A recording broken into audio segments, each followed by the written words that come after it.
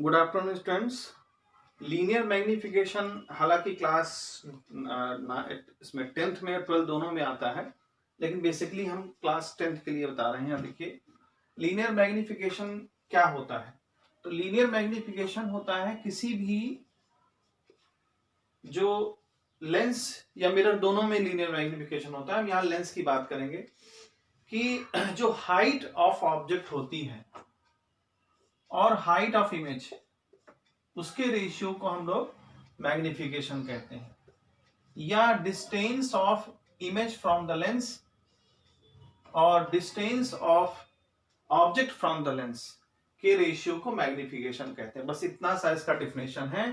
It is the ratio of it is the ratio of height of image to height of object. तो अब देखिए जरा, अगर हमने एक कॉन्वेक्स लेंस लिया है तो कॉन्वेक्स लेंस में फिगर किस प्रकार से बनता है। तो देखें, मान लीजिए यह आपका ऑब्जेक्ट है ए और बी। तो जो रेस हमारी पैरेलल चलती है वो हमेशा फोकस से पास होती है, और जो ऑप्टिकल सेंटर पे जाती है वो हमेशा सीधी चली जाती है। तो मान लीजिए यहां कहीं जाकर के मिलता है, हम ये मान लें कि यहां जाकर के कहीं रेस मिलती है। तो ये हो जाएगा आपका ए डैश और बी डैश। अब यहां देखें, ए डैश बी डैश आपका मिल गया इमेज। ये हाइट ऑब्जेक्ट की है, तो इसको हमने क्या लिखा, ओ। इसको हम लिख दें ओ, या अभी ना लिखें ओ, कोई फर्क नहीं पड़ेगा इससे। तो अब हम जरा इसका देखें, इसमें जो इमेज हमारी बन रही है वो ए डैश बी डैश बन रही है और हाइट हमारी ए बी है। ये डिस्टेंस ऑब्जेक्ट की डिस्टेंस है और ये इमेज की डिस्टेंस है लेंस से। तो अकॉर्डिंग टू दिस फार्मूला अगर हम यहां निकालेंगे तो देखिए, ट्राइंगल हम बात करते हैं, ट्राइंगल ए बी, और इसको ओ नाम देते हैं, ए बी ओ, और triangle A dash B dash और ओ में अगर दोनों ट्राइंगल्स को देखें तो दोनों ट्राइंगल्स में सिमिलरिटी है। क्यों?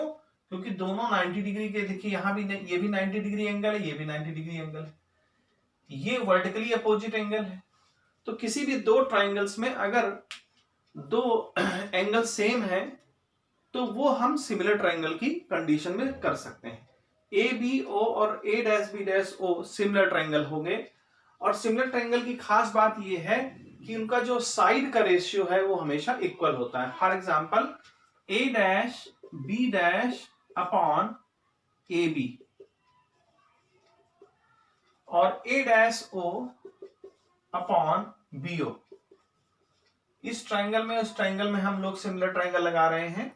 ये साइड अपॉन ये साइड, ये साइड अपॉन ये साइड, ये इक्वल होती है, सिमिलर की कंडीशन है। तो देखिए, अगर हम इस फार्मूले को यहां अप्लाई करें तो फार्मूले में हमारा आई क्या हो गया, ये हो गया, ए बी क्या हो गया, हाइट ऑफ ऑब्जेक्ट हो गया, ए डैश ओ क्या चीज है, इमेज की डिस्टेंस है लेंस से, और बीओ क्या चीज है, हमारा यू है। तो देखिए ये हमारा आ गया मैग्निफिकेशन। अब ये मैग्निफिकेशन, इसमें भी दो कंडीशन होती हैं, रियल और वर्चुअल।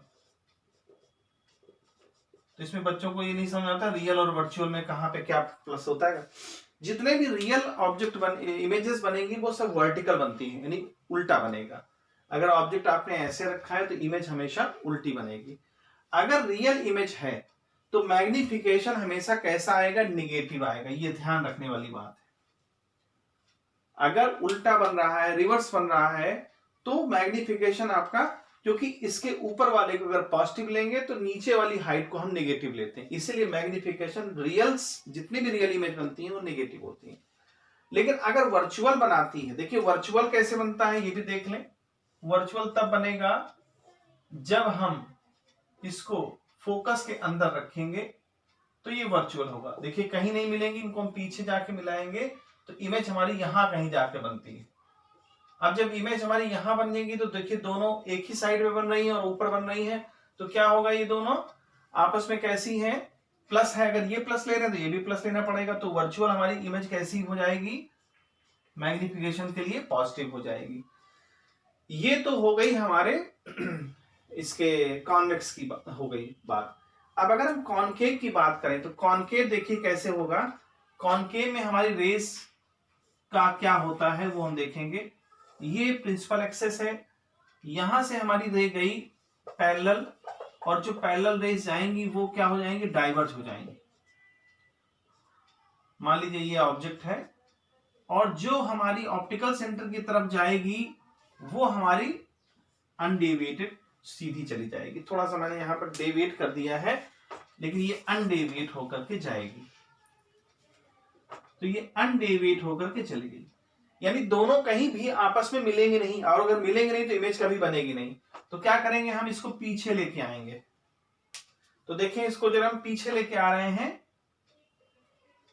तो यहां पर इसकी ये इंटरसेक्शन मिल रहा है, जहां पर इंटरसेक्शन मिल रहा है वही इमेज बनती है। अगर ये ए है, बी है, तो ए डैश और बी डैश। इसमें भी हम सिमिलर ट्रायंगल की कंडीशन आसानी से लगा सकते हैं। इसमें भी वही देखें, इसको हम मान लें ओ है ये, तो यहां पर देखें ए बी ओ